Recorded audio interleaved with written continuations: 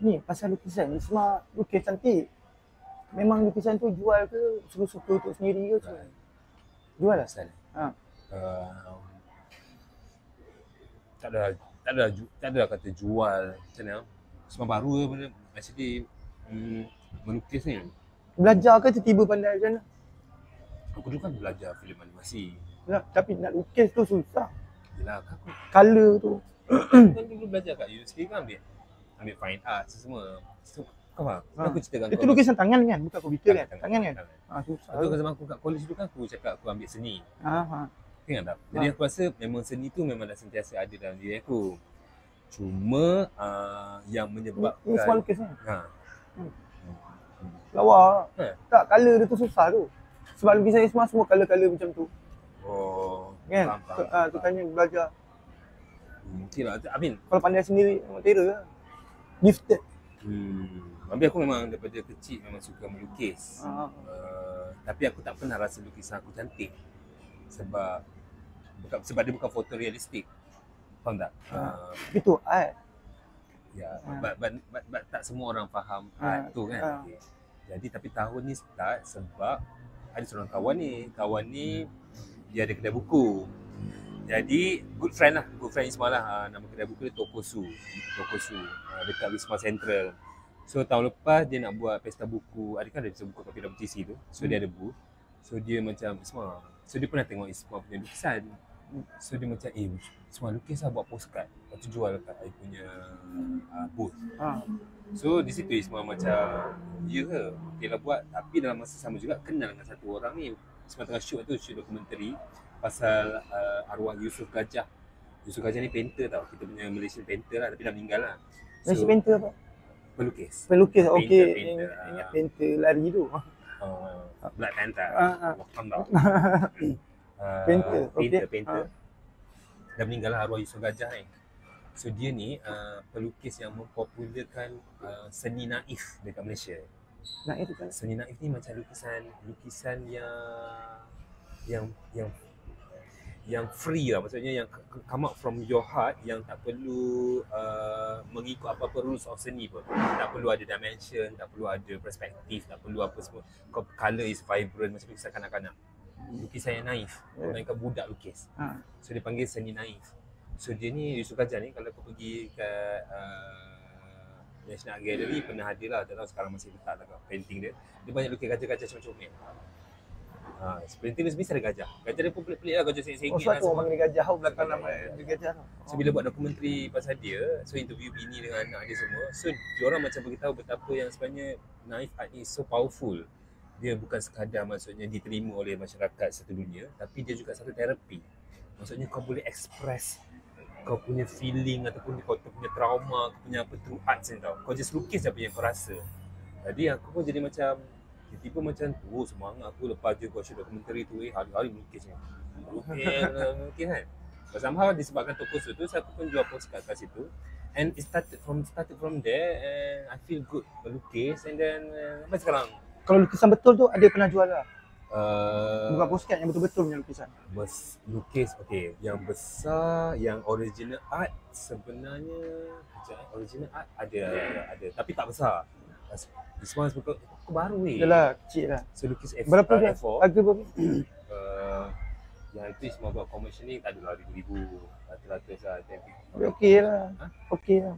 Ada Okay. bakat buat pelawak. Okey lah. I mean, sampai sekarang pun Isma masih lagi macam merasa cantik ke lukisan aku ni? Ada tau. Jujur, aku rasa aku ada inferiority complex. Saya rasa macam diri tu tak bagus.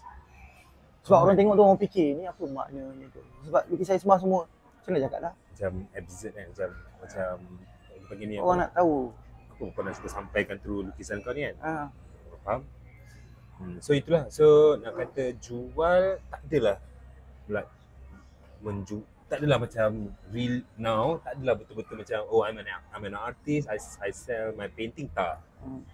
Kau faham kan? Aku masih still mengarah, tapi in Malaysia time aku memang melukis dan somehow buat postcard ada orang beli lah tu. So original art pun dah ada orang beli. Lepas tu kadang semua buat print. Saya tu pun dah start jual print yang size A3 pun sebenarnya orang dah start beli. Jual lah satu print RM25 situ. So orang dah start membeli. So macam jual kat mana? Instagram? Tak. Ya? Dekat kedai buku dan Oh. semua tak belum lagi beg kuning semua. Walaupun buat live TikTok orang macam buat jual lah kat beg kuning. Tapi aku still rasa, aku kata aku rasa macam aku ada rasa rendah diri sikit tau. Macam nak orang beli hati tau semua. Cantik. Ya, yang ni. Color tu main susah. Cantik. Thank you. Kan saya nak ni nak screenshot, nak letak agak kat video. Okay. Mana orang tahu. Pergi je lah IG aku. Ada je. IG semua. Tunjuk orang tak tahu. Alright. Okay. Lama ni. Last tahun 2024 ni apa plan? Azam. Bukan last, second last. Azam ke plan tahun ni? Okay. Plan Isma sebenarnya Azam Isma nak jadi ahli keluarga yang berguna dan berfungsi dan disayangi dan diterima oleh Berguna macam mana tu? Berguna lah macam aku kan cakap kau dulu. Boleh aku kan support. Aku kan dulu kan banyak lari dari family. Kau bilang kahwin tinggalkan family. Hidup daripada kecil memang ada lari. So bila aku sepanjang aku di dalam industri, tak adalah kata aku tak provide for the family, provide. Dapat duit apa semua, dapat gaji semua, dapat payment bagi pada family member, tapi tak all out. Taklah macam jujur cakap kau, tak adalah sampai tahap macam betul-betul tetap setiap bulan tu tak ada. Aku bukan kerja dulu kan. Normally macam kalau dulu kalau syuting, kita macam dapat payment, dalam amount payment tu mesti ada mau kau pergi mak aku atau bagi adik-adik yang susah semua tu normal lah. Tapi sekadar bagi macam bank. Macam apa? Macam tabung bagi. Tapi kurang macam dengan duit ni jomlah nak hantar mak pergi Mekah ke ataupun jom mak nak beli apa-apa utamakan mak dulu ke adik-beradik kan, tak ada. Aku rasa zaman-zaman aku dalam industri dulu aku banyak mengutamakan diri aku berbanding ahli keluarga aku. Aku rasa lah memberi tapi it always like me first. Okay. Tapi bila aku tak judge diri aku. Bila aku fikir balik, zaman aku kecil dulu pun aku terbiar hiduplah independent pada seorang, lari pada rumah semua. So sistem sokongan tu pun sangat lemah. So bila besar ni baru macam Tuhan bagi kesedaran yang macam sebenarnya ubat kepada segala penyakit aku terletak dekat keluarga tu. Kau faham kan? Support system. So basically sekarang di dalam umur 40 ni baru aku nampak penting. Kalau aku merantau kat Langkawi, aku duduk Langkawi. So duduk Langkawi aku duduk kat setiap rumah orang. So aku menyaksikan sistem sokongan setiap family tu. So aku nampak aku berada dalam keluarga yang memang pecah. Memang kapal yang pecah 1000. Aku pernah pergi duduk dalam satu keluarga yang macam ya Allah, bagus ni keluarga ni sangat rapat yang sampai tengok dia orang buat bisnes pun berjaya. So there's always like Tuhan ni macam cuba nak tayangkan aku persembahan support system ni. Kau faham tak? So di situ aku tak boleh tipu diri aku boleh tipu orang. Tapi aku tak boleh tipu diri aku yang macam apa cuba Tuhan nak cuba sampaikan melalui ni. Because bila aku melihat support system aku sendiri dan keluarga aku sendiri. Kau faham kan? So bila aku balik, di situ aku start nampak. That's why aku balik. Sebab aku rasa macam shit, aku sejauh mana pun aku larilah aku sampai ke kutub utara tu, larilah aku sampai ke bulan ke. Family is always important, you know. Tak kisahlah maksudnya keluarga kau pecah belah masa kau kecil ke, pecah berai ke. Mak pun ada lagi ataupun mak tak kisah. Lagi ada masa ni. Mak bapak kau tak jaga kau ke apa benda ke semua, itu bukan alasan untuk kau tetap berbakti kepada ahli keluarga kau. Kau faham kan? So sekarang ni alhamdulillah dalam 40 tahun ni Allah bagi aku kesedaran tu. So tapi dia taklah kata macam dia tak adalah macam aku nak berbakti pada keluarga, besok terus kau jadi macam anak yang paling terbaik dalam dunia. Tak. Proses juga ni. Satu, proses kau tu nak membiasakan diri untuk tiba-tiba nak berbakti pada keluarga kau tu satu. Dua, proses ahli keluarga kau untuk dapat trust kau balik. Sebab kau dah tinggal keluarga kau lama. Kau tiba-tiba datang balik kau macam acah-acah nak macam berbakti pada keluarga. Kau pula banyak adik-adik kau pun macam ya ke kau ni, ya kau tidur kau lagi. You know that kind of thing. But I take it positively lah. Right now dah tak ada lah macam Isma terima. Maksudnya apa saja kalau contoh family nak bersangka-sangka ke macam rasa kau ni acah-acah, terima tak apalah. Kau tak salah. Maksudnya aku, this is my choice. So aku kena terima apa saja respon korang, apa saja reaksi korang terhadap apa yang aku nak buat. Tapi aku je tahu apa niat aku ni sekarang ni. Sebab niat aku rasa ialah aku betul-betul nak berbakti pada keluarga aku, nak keluarga aku yang dulu berpecah belah macam kapal ni boleh nak sama-sama perbaiki balik sebelum kita karam di tengah lautan kan, sampai kita sampai ke destinasi yang kita nak sampai. Macam itulah. So azam aku rasa itu. Yang lain-lain career ke apa semua, aku rasa automatically dia akan datang kalau aku betul-betul perbaiki dulu benda yang core aku ni, iaitu family support system dia. Betul last Isma. Ayat yang Isma nak untuk orang-orang yang tonton podcast kita ni yang mungkin nak cakap kat diorang yang boleh jadi pengajaran untuk orang daripada pengalaman Isma apa semua. Nasihat-nasihat lah. Okay, satu ialah spread love lah, not hatred. Tak kisahlah berbeza macam mana pun kita, tak kisahlah orang tu pendatang asing ke, immigrants ke, kulit hitam ke, miskin ke, kasta bawah ke, pada pandangan kau, love. So tak payahlah, maksudnya nak membenci senang tau, nak mencintai ni susah, tapi belajarlah untuk mencintai. Sebab apa? Isma realize waktu Isma dekat Langkawi tu, yang tolong aku banyak ialah golongan-golongan sama yang kita tak pandang tu. Contohnya golongan tak betul. Kan aku kan kat sana kan dengan kereta tak ada semua. Dan yang tumpang aku yang berhenti aku nak bawa aku naik motor, orang masuk air, menangis dadak, bangla. Kau faham tak? Amin tak adalah kata aku sebelum tu sombong, kan, tak pernah. Tapi di situ lagi aku nampak macam Isma, tak payahlah. Tak payah nak memilih, tak payah nak kau nak berapa kawan, kau pilih yang kau rasa yang best yang sesuai untuk kau je. No Isma, kau jangan pelik nanti orang yang kau pandang hina tu, itu yang satu masa bila kau susah, itu yang datang tolong kau. So Isma rasa tu satu aspek love, cinta. Dan cintalah semua orang, dan janganlah macam disebabkan satu keburukan orang, kau terus lupa semua kebaikan orang tu. Dan kadang-kadang Alif, kau boleh datang aku dengan keburukan tau. Kau boleh first impression kau datang aku dengan keburukan, tapi adakah aku terus cop kau buruk tanpa bersabar untuk melihat yang kebaikan kau akan datang kemudian tu. Kau faham kan? Okay, itu satu lah yang semua macam semasa bila semua boleh sampaikan. I think it's really important. You know, di dalam keadaan sekarang yang ramai orang berpecah belah tau. Ini zaman sekarang ni banyak orang berpecah belah. Simple lah, kau tengok Palestin Israel Palestin Israel pun sekarang orang dah sebenarnya menyokong, bukan sebab menyokong tu sebab betul-betul kesiankan mangsa perang ke tak. Sekarang ni menyokong macam kau menyokong tim bola. Kau faham maksud tak? Sebab aku rooting for Palestin, yang ni aku rooting for Israel. So sentiasa menunggu siapa yang masuk gol dulu. So sentiasa macam macam tiba-tiba kau dekat luar ni pun sampai jadi bergaduh-gaduh. Ada perang orang lain, tapi kau tak selama ni aku tengok kau baik-baik, tiba-tiba disebabkan perang orang lain dan kau pilih untuk berpihak mana semua, tiba-tiba kau pula jadi berperang, bergaduh antara satu sama lain.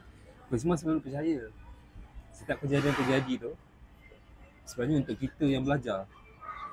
Dia orang lah. Kita menyaksikan ni. Tak kisahlah kau tengok ada lelaki bini bergaduh depan mata kau. Kau senang je pilih apalah bini dia, apa lagi gini. Kau boleh pilih jalan tu, tapi benda tu akan beri manfaat apa kat kau. Tapi kalau kau tengok dan kau belajar macam okey. Macam mana lah, kita pun sama juga awak. Kalau kita tak gini-gini, kita pun boleh jadi macam tu. Apa yang kita cuba nak faham? Apa yang cuba Tuhan nak sampaikan melalui persembahan di depan mata kita ni? Sebab dalam ramai-ramai orang, Allah letak kita ni untuk tengok awak.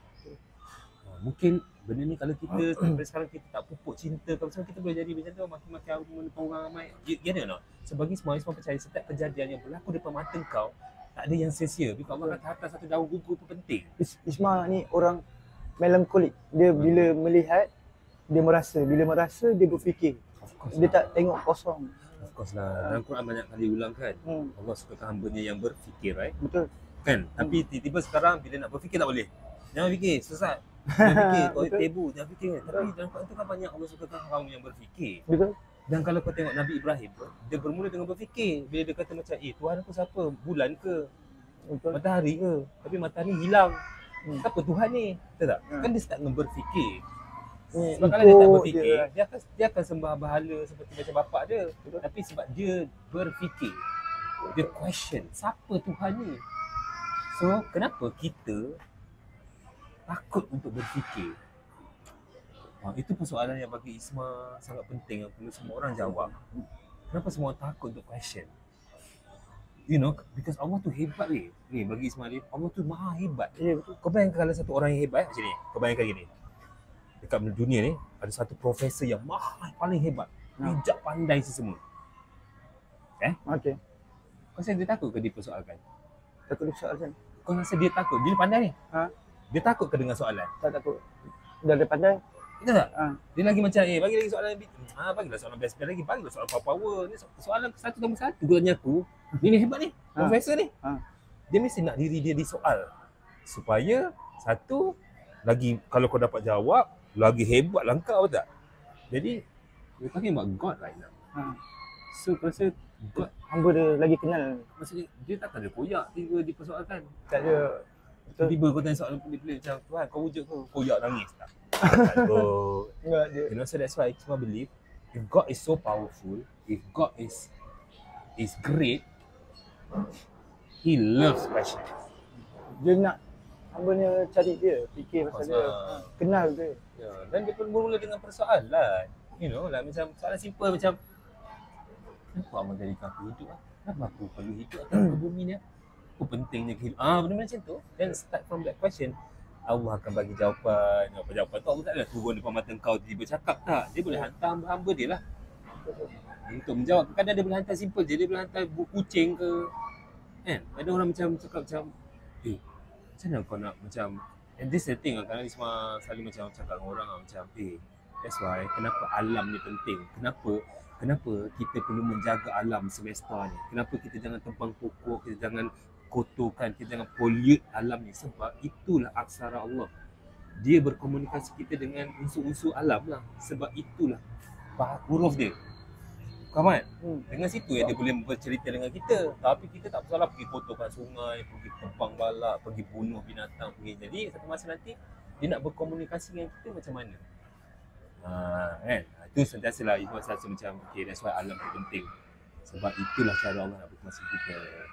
Kalau kau cerita pasal pesanan, sebenarnya banyak bagi pesanan aku nak cerita pasal orang, tapi akan sudah that's enough lah. Itu yang paling penting. Okay. Itu saja. Terima kasih Isma, luang masa lama ni. Lama betul. Okay.